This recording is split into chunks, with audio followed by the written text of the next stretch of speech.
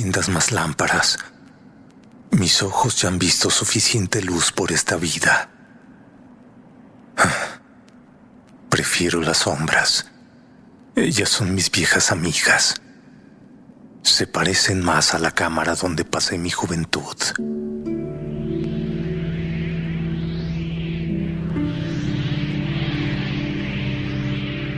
¿Escuchas eso, Elara?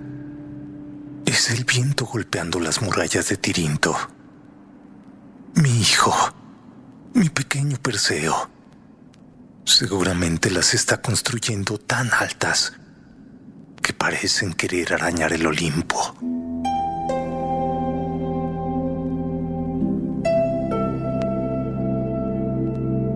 Oh, él está allá afuera, Elara, bañando su espada en la sangre de los rebeldes, reclamando un trono que el destino le prometió. Él es un rey, pero para mí siempre será el peso tibio que sostuve contra mi pecho. Sí, en medio de una tormenta que no tenía fin.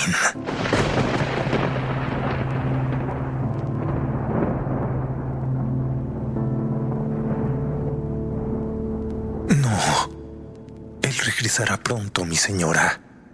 Los mensajeros dicen que la campaña está por terminar.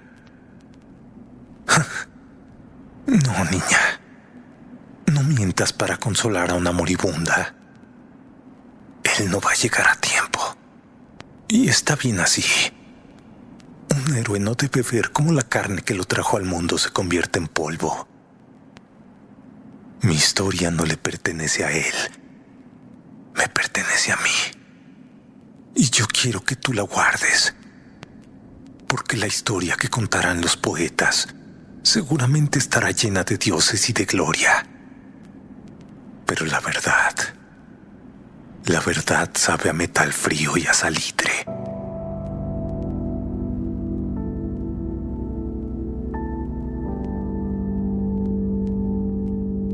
Todo empezó con una historia de miedo. Mi padre, el rey Acricio, no me miraba como a una hija. Me miraba como a una maldición. Recuerdo el día que regresó de Delfos. Sus ojos, Elara, sus ojos eran dos pozos de paranoia. El oráculo le había dado una sentencia. No tendrás hijos varones, y el hijo de tu hija un día te arrebatará la vida. Aquella tarde, el sol de Argos era de un rojo sangriento. Mi padre me tomó el brazo con una fuerza que me dejó marcas moradas. No hubo llanto, no hubo despedida, solo el sonido de los esclavos arrastrando planchas de bronce.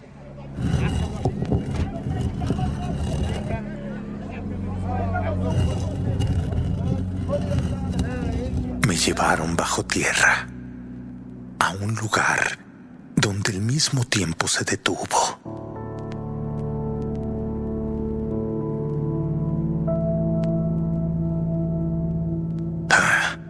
¿Crees que soy cruel, Danae? La crueldad es el destino.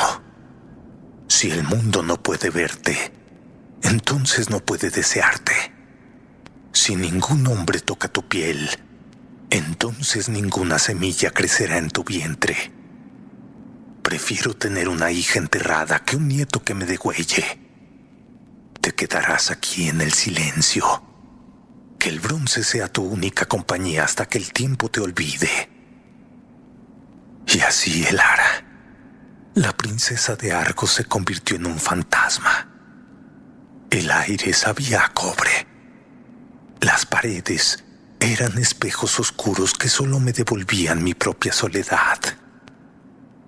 Pasé años contando los remaches de las planchas de metal. El único contacto con el mundo era una rejilla en el techo. Era tan alta que solo podía ver un fragmento del cielo. Un azul indiferente que se burlaba de mi encierro. Yo esperaba una trampa, Esperaba que mi padre bajara un día para terminar con mi agonía. Pero lo único que bajó por esa rendija no fue la muerte.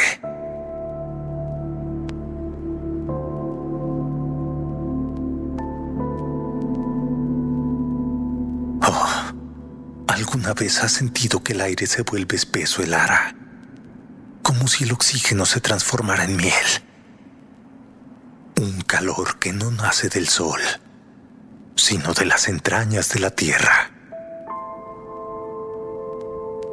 Sucedió una noche sin luna. Yo estaba tumbada en el suelo de piedra. Contaba los latidos de mi propio corazón, deseando que el silencio me devorara de una vez por todas. Entonces lo vi. Lo vi por aquella rendija miserable en el techo.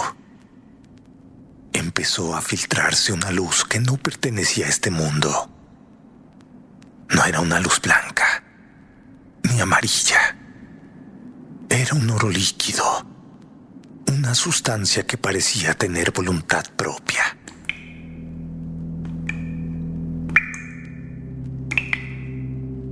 No voy a mentirte, al principio tuve mucho miedo. Pensé que mi padre finalmente había decidido verter metal fundido sobre mí para sellar mi tumba para siempre. Me encogí en un rincón. Me cubrí el rostro. Esperaba el dolor del fuego. Pero lo que sentí, Elara, lo que sentí fue un escalofrío que me recorrió el alma. No me quemaba. Era una caricia de un calor insoportable. Aquella lluvia de oro inundó la cámara. Trepó por mis piernas. Envolvió mi cintura. No había manos que me tocaran, pero sentía una presencia inmensa, un hambre antigua que llenaba cada rincón del bronce. Era Zeus. Zeus. El rey de los cielos se había convertido en una luz para poseer a una prisionera. En ese momento, dejé de ser una mujer y me convertí en el recipiente de un dios. Cuando la luz se desvaneció, la cámara se sintió más fría que nunca, pero ya no estaba sola. Dentro de mí, una pequeña chispa de ese oro había echado raíces.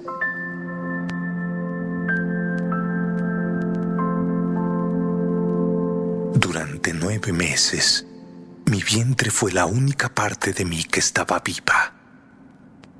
Engañé a mi padre, Lara. Engañé a los guardias. Comía apenas lo necesario. Ocultaba mi figura bajo los jirones de mi túnica. Y cada vez que el niño pateaba, yo sentía un terror delicioso. Sabía que estaba gestando la muerte de mi propio padre. Al 9º mes, Perseo nació sobre el metal frío. No hubo parteras, ni agua caliente, ni mantas de lino. Cuando nació, tapé la boca del bebé con mis manos agrietadas para que los guardias no escucharan el primer grito de un semidios. Durante 3 años crié a aquella criatura en la penumbra. 3 años en los que le enseñé a no reír, a no llorar. Le enseñé a ser un fantasma como su madre. Pero el destino es un cazador con oído muy fino.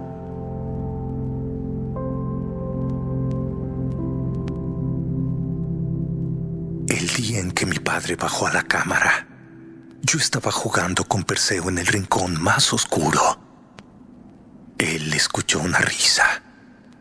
Solo una pequeña risa infantil que rebotó en las paredes de bronce. Nunca olvidaré su rostro cuando nos vio. No había amor en sus ojos, Elara. Solo el horror de un hombre que ve su propio ataúd abierto ante él.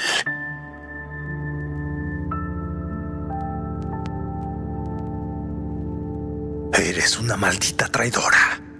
¿Pero qué engendro es este? ¿Cómo ha entrado la vida en este lugar si está sellado? He gastado fortunas de bronce para detener el tiempo, y tú has traído mi final en tus brazos. Traidora. Eso es lo que eres, Danae. No es un engendro, padre. Es el Hijo del Cielo. Y si tienes miedo de él, es porque sabes que tu sangre ya no te pertenece. Él no se atrevió a matarnos allí mismo. El miedo a los dioses le impedía derramar nuestra sangre con su espada. Así que ideó algo más cruel. Algo que haría que la naturaleza hiciera el trabajo sucio por él. Nos arrastraron hasta afuera, hacia la luz cegadora del día que yo ya no reconocía. Y allí, en la orilla del mar, nos esperaba una caja de madera.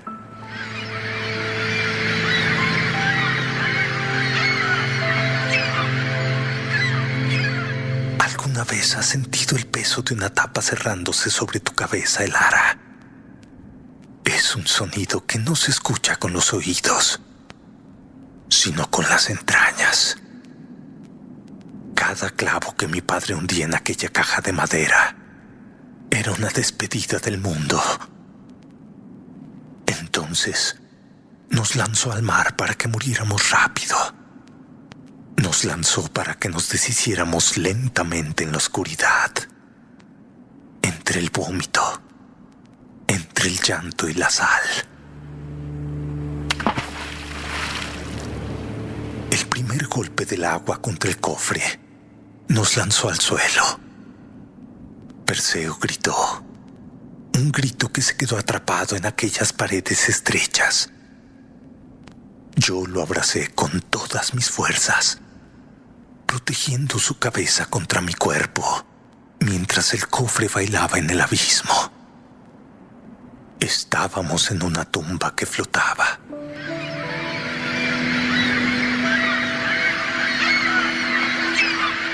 Afuera, el mundo era inmenso, furioso y azul. Pero adentro solo éramos dos pedazos de carne, esperando que una tabla se partiera.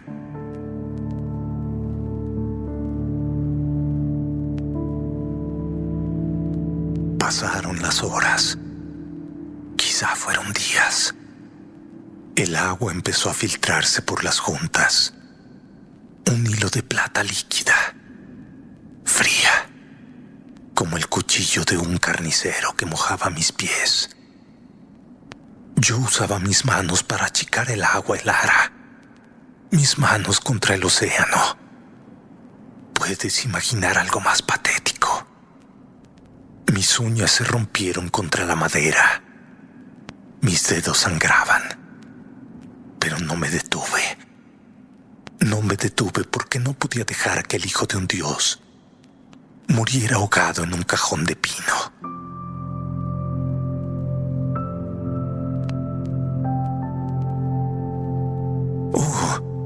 Pero, ¿y Zeus? ¿Por qué no lo salvó en ese momento?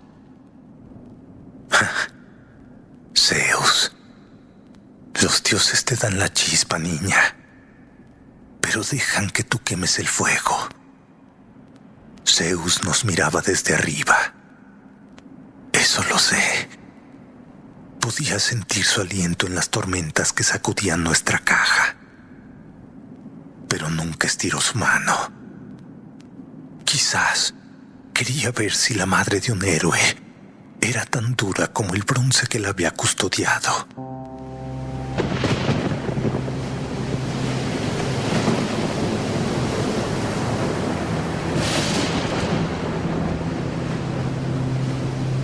En la tercera noche, la tormenta se volvió loca.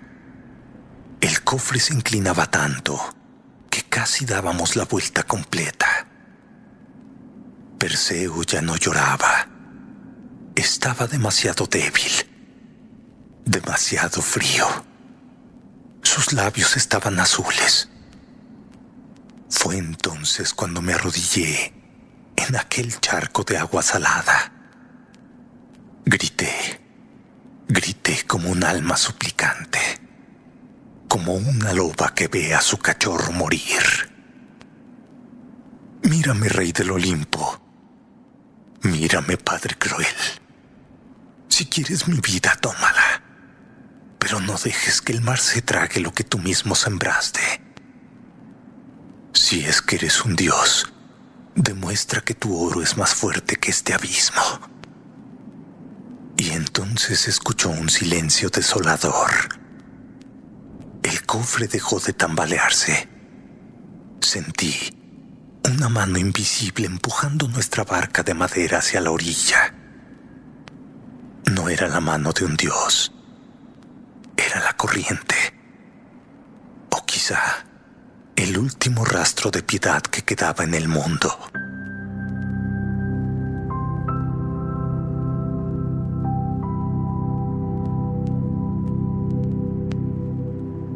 Cuando la madera raspó contra la arena, supe que habíamos cruzado el infierno y que de alguna manera seguíamos respirando. La tapa se abrió. La luz del amanecer me cegó. Un hombre estaba cerca de allí, con sus redes de pesca en la mano y el asombro en el rostro. Su nombre era Dictys. Él nos vio como lo que éramos, dos náufragos cubiertos de sal y de miseria. Pero lo que yo vi detrás de él, Elara, fue una nueva jaula, porque en la isla de Sérifos el destino me tenía reservado un monstruo que no vivía en el mar, sino en un palacio.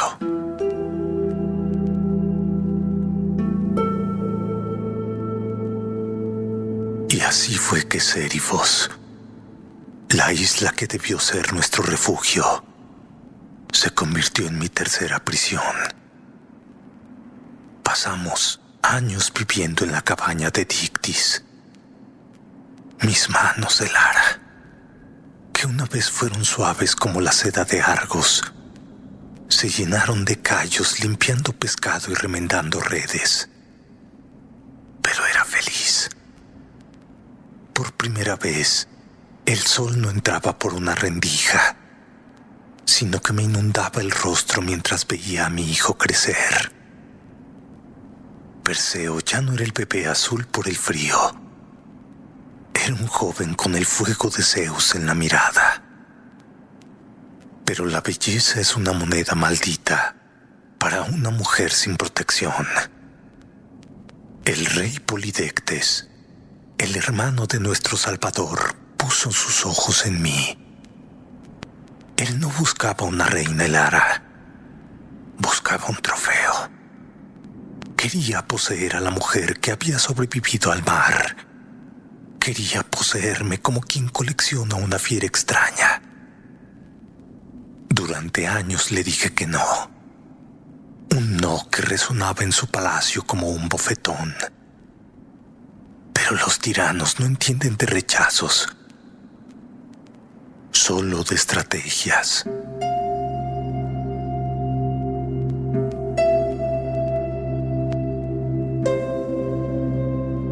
Él sabía que mi único escudo era Perseo. Mi hijo era un león protegiendo su madriguera. Mientras él estuviera a mi lado, Polidectes no se atrevería a tocarme. Así que el rey tejió una red.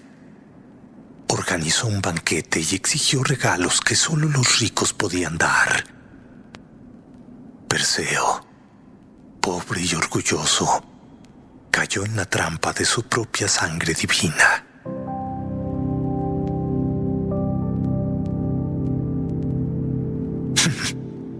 ¿Quieres caballos, rey? No tengo caballos que darte. Pero si dejas de acosar a mi madre, te traeré cualquier cosa. Lo que tú quieras. Solo nómbrala. Incluso la cabeza de la gorgona Medusa. Si eso sacia tu codicia. La cabeza cabeza de Medusa. Ese es un regalo digno de un hijo de Zeus. O quizá de un muchacho que busca su tumba. Ve, Perseo, tráeme la cabeza de la mujer de cabellos de serpiente. Y estate tranquilo, pues mientras no estés, yo cuidaré de tu madre. La cuidaré como ella se merece.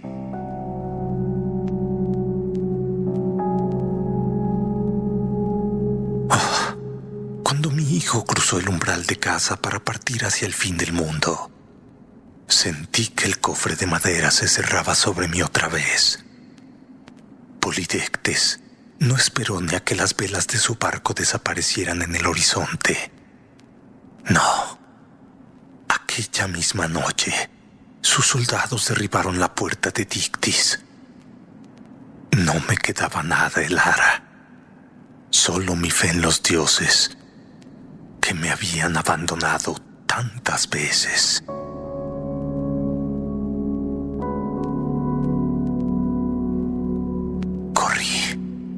Corrí hasta que mis pulmones ardieron como brasas. Me refugié en el templo de Atenea. Me abracé a la fría estatua de la diosa. Y allí, entre aquellas columnas, pasé los meses más amargos de mi vida. Polidectes no podía entrar a sacarme sin maldecir su reino. Entonces rodeó todo el templo. Me sitió. Me enviaba comida podrida. Me gritaba obscenidades desde la entrada. Y me dejó morir de hambre y de pena, esperando a que yo cediera por puro agotamiento.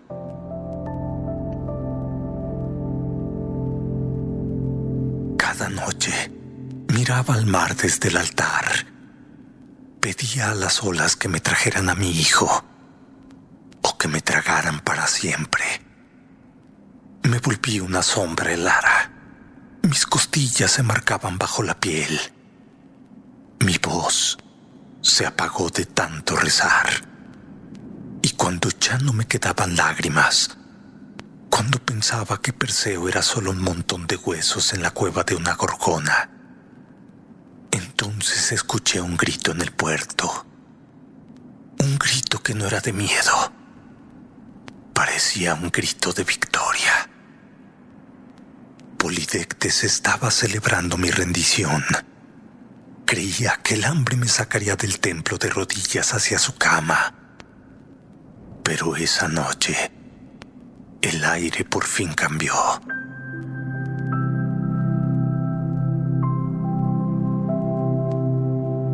Escuché sus pasos subiendo desde el puerto. Eran pesados y decididos. Los pasos que ya no eran de un muchacho, sino los de un hombre que ha caminado por el reino de los muertos. No fue necesario luchar, Elara. No hubo batallas. Mi hijo entró en el salón. Evitó mirar a los ojos de lo que llevaba en la mano y gritó: «Aquí tienes tu regalo, rey». Y en un parpadeo, las risas se convirtieron en estatuas. Polidectes se quedó congelado para siempre, en un gesto de terror absoluto, transformado en el mármol frío que siempre fue su corazón.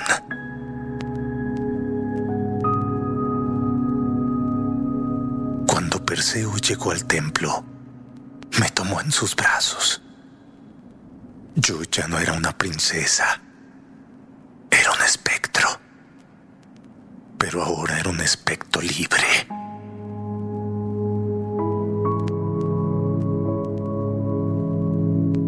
Después de un tiempo, regresamos a Argos. Volvimos a la tierra que me vio nacer, al lugar donde mi padre intentó enterrarme. Pero Acrisio, el gran rey, el hombre que creía poder burlar a los dioses con planchas de bronce, huyó como una rata cuando supo que yo estaba en la ciudad. Tenía tanto miedo de su nieto que abandonó su trono, sus tesoros, su dignidad. Se escondió en las sombras, olvidando que el destino no es un hombre al que puedas ver venir. No, el destino es el aire que respiras.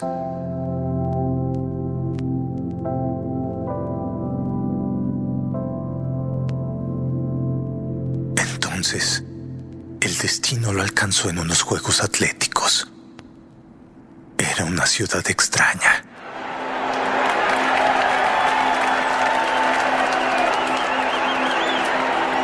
Perseo lanzó un disco. Dicen que fue el viento. Otros dicen que fue la voluntad de Zeus. El disco se desvió y golpeó a un anciano entre el público. Un anciano que miraba con miedo y que trataba de pasar desapercibido. Mi padre por fin murió bajo el brazo de su nieto, tal como el oráculo prometió décadas atrás. Todo el bronce del mundo no sirvió de nada contra un simple disco de metal.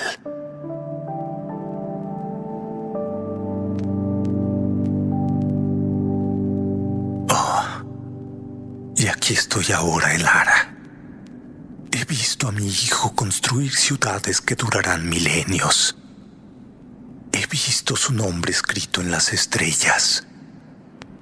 Y yo solo he sido el testigo de su fuego. Mi cuerpo está cansado de luchar contra el metal, contra el agua y contra el hambre.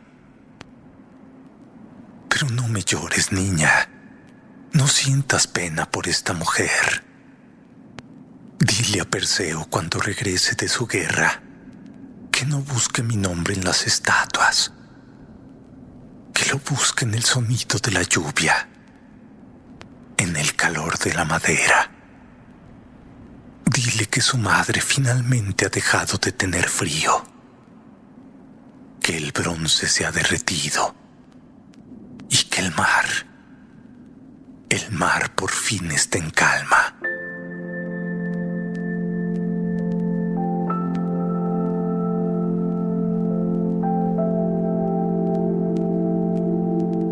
Danae cerró los ojos en la penumbra de Argos, dejando atrás una vida de injusticias que ningún mortal debería soportar.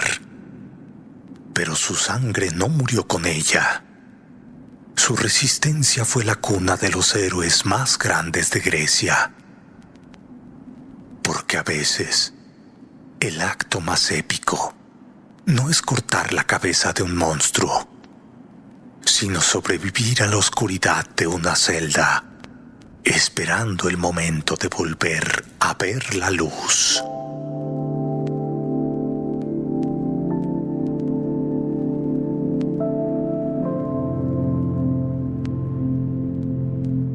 Fin. Si te ha gustado el relato, suscríbete y comparte. No olvides dejar tu like y tus comentarios. Gracias.